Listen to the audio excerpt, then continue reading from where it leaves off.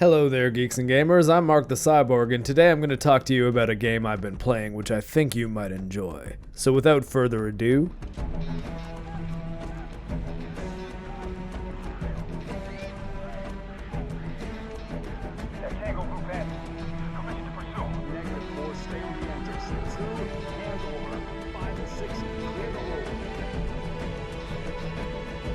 in many ways, Halo was the first modern first-person shooter. At the very least, it was absolutely the first to prove that first-person shooters were possible to be played well with a controller. No, GoldenEye on N64 does not count. Single-stick, stop-to-aim controls were never a competitor for keyboard-mouse control. Halo's method of double-stick control, on the other hand, was, and since then, the number of competent first-person shooters on console has exploded.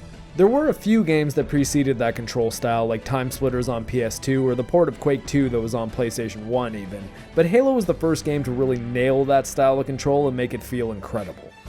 Halo has been on PC before, but not since the Windows Vista release of Halo 2 way back in 2007. And in December 2019, Microsoft Game Studio began the initiative to bring the Master Chief Collection to PC, as well as finally updating Halo Reach for the Xbox One version of the game. I had the opportunity to go through the campaign on Legendary with a mouse and keyboard, and despite the zen feel that Halo brought to how a first-person shooter feels on a controller, playing it with a mouse and keyboard is incredible.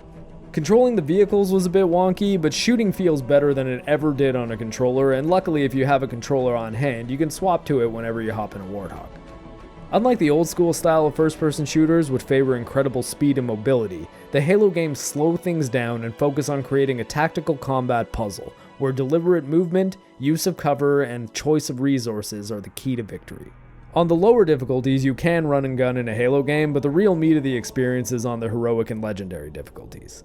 And Halo Reach has the most reasonable and well-balanced of the Halo Legendary campaigns. The trick to playing on these modes and conquering the incredible enemy AI is to understand your enemy, understand your equipment, and to improvise in creative ways.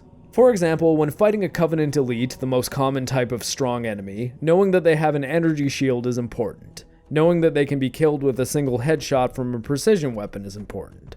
Finally, knowing that their energy shield can be taken down with a single charged shot from a plasma pistol is super important. When you have this knowledge in mind, it won't be long before you see an elite or a group of them and start crafting a plan to acquire a plasma pistol and a precision weapon. Or alternatively, think of other ways to knock down their shields fast and do enough health damage to take them down. Not every weapon loadout is right for every situation, but every situation contains enough options to solve the problems you're presented with. You can only carry 2 weapons at a time, but you can also pick up any weapon from nearly any enemy, so if you ever find yourself without the right tool for the job, all you really have to do is pull off one kill to turn things around, provided it's the right kill. In addition to a variety of both human and Covenant weapons, there are an assortment of vehicles which can also turn things around in a pinch. If you move smartly and manage to hijack an enemy Wraith tank, you can go from having your back against the wall and being overrun by Covenant forces to leveling an entire battlefield. No weapon, item, or vehicle will make you invincible or turn the game into a cakewalk, but every resource can turn the tide of battle, assuming you safely secure it and use it properly. Speaking of items, the most controversial change in Reach was certainly the armor ability pickups. Each of these give your Mjolnir armor a skill, which are all ultimately defensive in nature. The sprint functions the way you would imagine sprinting to. You get a burst of running speed in which you cannot shoot, but can give you the mobility you need to escape danger and recover your shields. As simple as that sounds, I found this to be by far the most useful skill, to the point that on Legendary difficulty, I found that using any other item would be a liability. If escaping danger isn't your style, you can confuse the enemy with a decoy, rain death from above with a jetpack, create a bubble shield to dip in and out of, or use the bane of every multiplayer opponent's existence, and turn yourself into an invincible rock with the armor lock. Outside of the game's dynamic first-person shooter sandbox, there are a few set pieces which force you into specific vehicles. 2 segments have you in the gunner seat of a Falcon, which is essentially a twin-rotor helicopter, and a late-game mission even allows you to freely pilot one as you move between skyscrapers overrun by Covenant forces.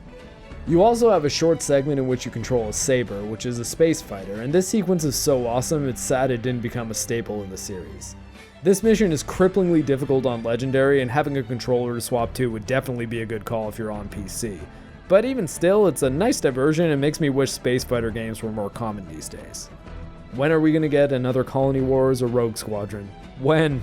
The narrative in Halo Reach is both its greatest strength and its most prominent point of contention amongst Halo fans. In a bubble, it's an incredibly strong, well-paced story full of primarily new characters who are all very charismatic and likable. When taken in the context of Halo's established lore, it creates narrative dissonance with the first ever piece of Halo canon, Eric Nyland's incredible novel, The Fall of Reach, which was released before the original game even came out. The sequence of events makes it so that the two stories can't really exist in the same timeline, as Halo Reach ends with the human capital ship Pillar of Autumn taking off from the planet Reach, which sets the stage for the first game. In the book, the Pillar of Autumn arrives at Reach while the planet is falling, main series protagonist Master Chief fights against the Covenant fleet in orbit, and neither he nor the ship ever touches down on the planet's surface. In the years since Bungie handed the franchise over to 343 Industries, efforts have been made to explain that both the novel and the game are canon, but the justifications are kinda convoluted and flimsy.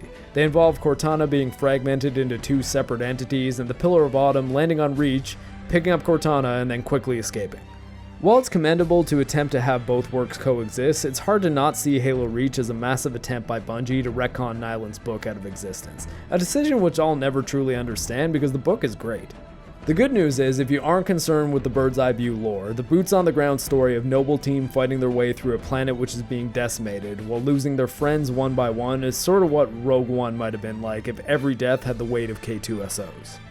From a technical standpoint, Halo Reach has aged very nicely. The original Xbox 360 version never looked bad, but the game is served very well by modern hardware and frame rates.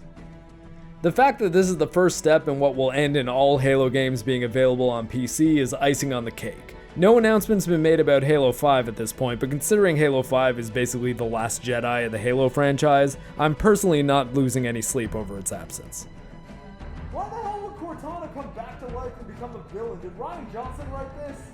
Over the course of this year, Halo 1 through 4 will continue releasing on PC, so hopefully I'll get a chance to address each one.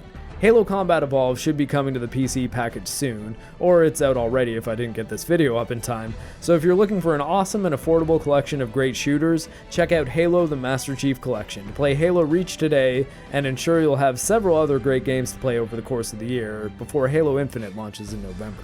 For Gaming with Geeks, I'm MarcTheCyborg, and your fitness level is above standard. Keep pushing for those gains, Spartan.